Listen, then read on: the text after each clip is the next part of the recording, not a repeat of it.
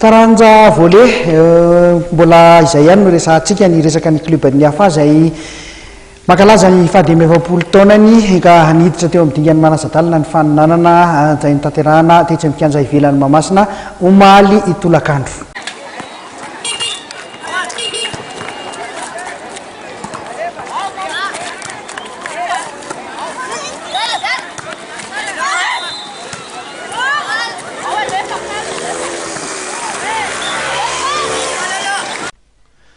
Rehefa nosokafana tamin'ny fomba ofisialy ny sabotsy 20 novambra lasa teo dia nitoika niditra tamin'ny dinga Manasadalana omaly teny amin'ny kianja ivelan'ny Mahamasina ny fifaninanana volleyball karakarain'ny hafa na ny Ambohimanoro fanatanjahantena Antananarivo mankalaza ny 15 taona ny orenany.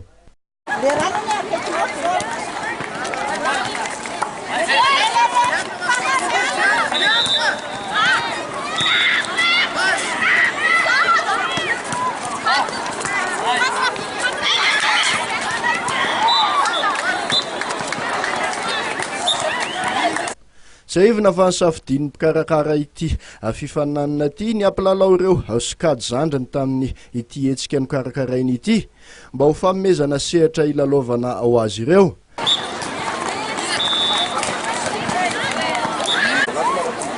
Lotakona kely anaty fotoana tsy voafetra.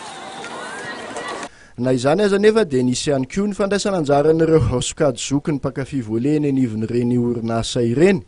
Fantatra fa atanjona amin'ny izao fikarakarana hetsika izao ny anamboatra ny kianja filalaovana volley eny Ambohimanoro izay efa somary simba ihany. Ny sabotsy 10 Desambra ho avy izao moa no anatanterahana ny famaranana amin'ity fifaninanana karakarain'ny hafa ity eny amin'ny kianja mitafina Korondrano.